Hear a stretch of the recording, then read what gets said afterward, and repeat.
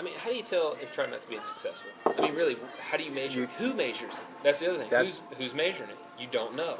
Nobody knows. That's right. Yeah. Either They're people measuring themselves. Right. Basically, that's right. But they had their LaHood, for example, That's sent it whatever with they them. can fluff into it. Right.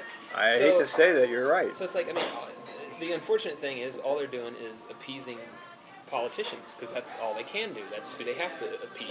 I mean, sure, they had to make writers happy, sort of, just to the point that they have writers. They're on the bottom of the barrel, really. Right, right. Well, yeah, writers are absolutely on the bottom. They're last. They're the last priority. Irony of ironies being that it's a transit organization. But the government, that's where we agree. See, the government does operate for itself. It's not in business anymore to serve us. Right. It's in business to serve itself. Well, not just there, everywhere. Inherently, that's part of the problem is the question of should it be in business? I mean, what's the point of it being in business? Well, business it's just a is support mechanism for the people that are running the government, just like Right. the corporations. Well, yeah. You know, it's basically an arm of the corporations at this point, as far as I'm Yeah. concerned. Well, there's government corporation and private corporation. Well, I think that the government actually is part of the corporate structure at this point. I really do. Oh, it is. It's corporatist. Yeah. I mean, however you want to define that. I mean, it operates at the behest of corporate enterprise. Yeah. I mean, in the Yeah, past right, it kind of did that, but it was so.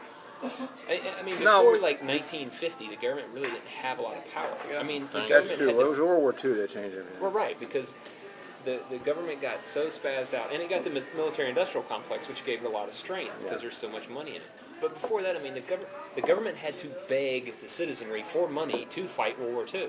Yeah. And that gave That's right, I remember got it credibility with the population. The U.S. said, Liberty "Yay, we bonds. won!" You know, and Right. then next thing you know, the politicians started getting all sorts of power.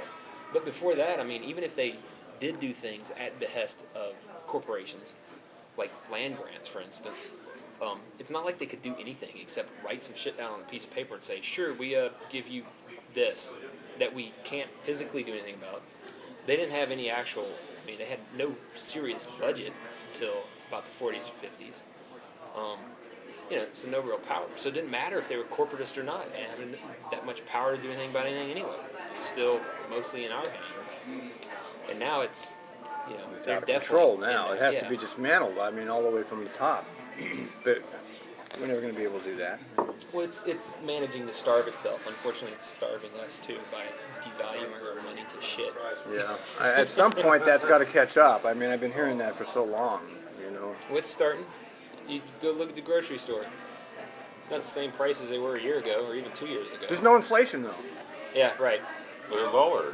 It's right. Inflation is lower. Safeway- Believe everything they tell you. Safeway has thousands of everyday low prices.